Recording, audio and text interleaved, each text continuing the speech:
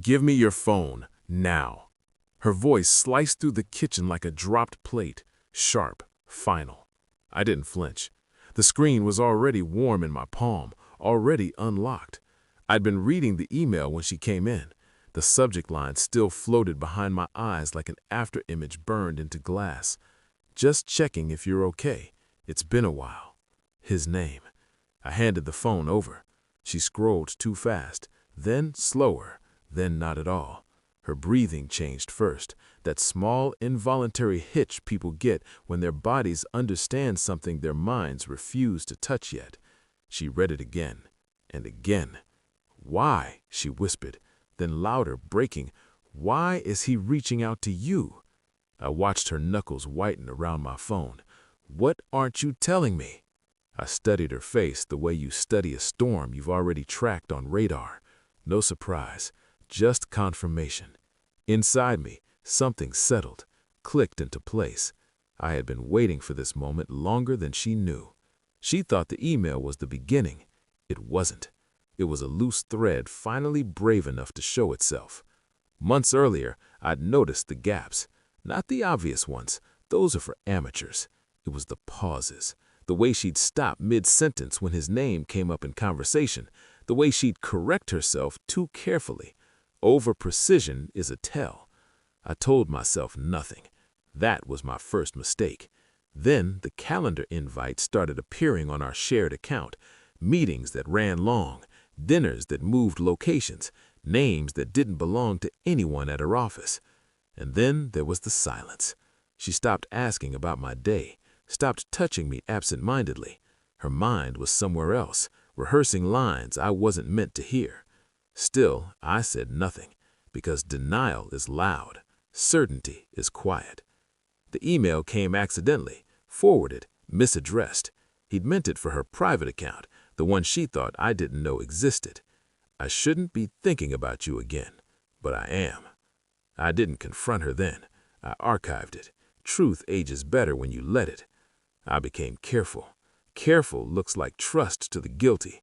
I memorized patterns, checked timestamps, not obsessively, methodically. I didn't need everything, just enough to see the shape of it. Phone records told me frequency. Emails gave me tone. Her behavior filled in the rest. They had history, long enough to feel unfinished, short enough to pretend it wasn't dangerous. I learned when she deleted messages and when she didn't bother. I learned that she smiled differently at her screen now, not happier, sharper, like someone getting away with something.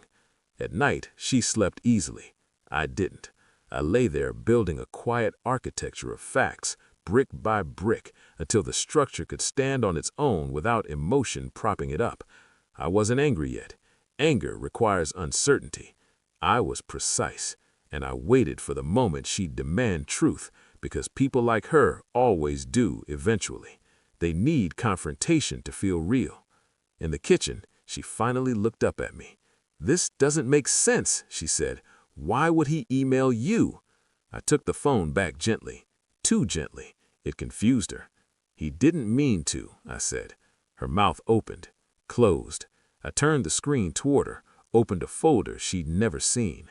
Emails, dates, threads, a timeline. I watched recognition crawl across her face like a slow infection.